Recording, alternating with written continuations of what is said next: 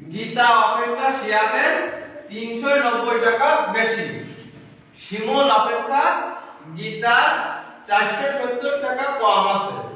শিমুলের কাছে 890 টাকা আছে। গীতা ও শিয়াবের কাছে কত টাকা আছে? এখানে গীতা ও শিয়াবের দুইজনের টাকা বের করতে হবে। কয়জনের টাকা বের করতে হবে? দুইজনের টাকা। এখানে শিমুলের কত দেয়া আছে? শিমুলের কাছে আছে 890 টাকা। শিমুলের কাছে আছে 890 টাকা। শিমুলের সাথে কার মিল আছে?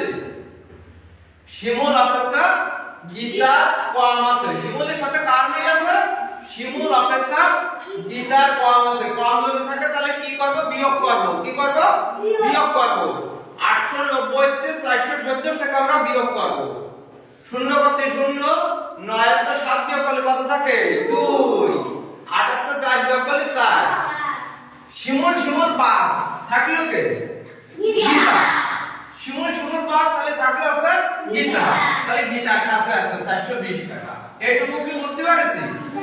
এটুকু বুঝতে পারছি। তাহলে এটা কার টাকা? গীতার কাছে আছে। এটা কার টাকা? গীতার কাছে আছে। এবার গীতার কাছে থাকার পরে এখানে বলতেছে গীতা অপেক্ষা 390 টাকা বেশি। কার আছে? গীতা অপেক্ষা শিয়াবের বেশি আছে।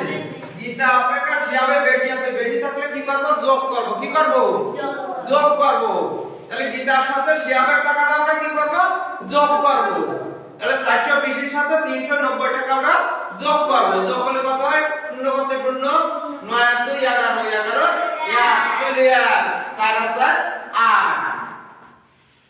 গীতার টাকা বেড়ে গেছে। তাহলে থাকতেছে কার টাকা? শিয়াবের টাকা। শিয়াবের কাছে আছে 810 টাকা। তাহলে আমাদের দুইজনের টাকা কি বেড়ে গেছে? একটা আছে গীতার টাকা, একটা আছে শিয়াবের টাকা। তাহলে গীতার কত? গীতার আছে 420 টাকা এবং শিয়াবের 810 টাকা। এই অঙ্কটা কি বুঝতে সমস্যা হয়েছে কারো? তাহলে তুলে নাও। এখানে লেখা আছে পাশের ছকে একটি বিদ্যালয়ের শিক্ষার্থীর সংখ্যা দেখানো আছে। আছে? শিক্ষার্থীর সংখ্যা বিদ্যালয়টিতে মোট 3837 জন বালিকা আছে। কতজন বালিকা আছে? ওই বিদ্যালয়ে বালকের সংখ্যা কত? তাহলে ছাত্রছাত্রীর সংখ্যা এগুলো আমরা কি করব? আগে যোগ করব। বিদ্যালয়ে মোট শিক্ষার্থীর সংখ্যা আগে কি করব? যোগ করব। যোগ করে এসেছে 8102 জন। এবারে বিদ্যালয়ে মোট শিক্ষার্থীর সংখ্যা থেকে বালিকার সংখ্যা আমরা কি করব? বিয়োগ করব। বালিকার সংখ্যা বিয়োগ করব। বিয়োগ করে আমরা বালকের সংখ্যা পেয়ে যাব। তাহলে বিয়োগ করে আমাকে 4265 জন। বিদ্যালয়ে বালকের সংখ্যা 4265 জন। উত্তর 4265 জন। সোহাগ 70,000 টাকা দিয়ে একটি মোটরসাইকেল ক্রয় করলেন। মোটরসাইকেলটি রেজিস্ট্রেশন বাবদ 1500 ও মেরামত বাবদ 800 টাকা খরচ হলো। এখন সে যদি মোটরসাইকেলটি 90,000 টাকা বিক্রি করে তাহলে তার কত টাকা লাভ হবে?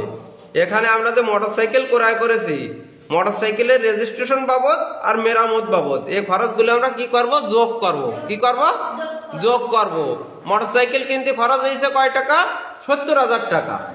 আর রেজিস্ট্রেশন বাবদ মানে কি ওই মোটরসাইকেল কিনলে ওর রেজিস্ট্রেশন করতে হয়। ওর করতে গেলে খরচ হয়েছে 1500 টাকা। আর ওর কিছু মেরামত খরচ হয়েছে কয় টাকা? 800 টাকা। এই খরচগুলো আমরা কি করব? যোগ করব। তাহলে মোট খরচ হয় 72,300 টাকা। কয় টাকা? 72,300 টাকা। সে যদি মোটরসাইকেলটি 90,000 টাকা বিক্রি করে তাহলে তার কত টাকা লাভ হবে? তাহলে আমরা আছে মোট খরচ হয়েছে কয় টাকা? 72,300 টাকা। তাহলে লাভ হবে কয় টাকা? আমাকে 90,000 টাকা লেখা ছিল। কয় টাকা ছিল? 90,000 টাকা যদি আমরা বিক্রি করি তাহলে আমাকে লাভ হবে কয় টাকা? তাহলে 90,000 থেকে 72,300 টাকা আমরা কি করব? বিয়োগ করব। কি করব? বিয়োগ করব। বিয়োগ করলে আমাকে 17,700 টাকা লাভ হবে। বোঝা গেছে?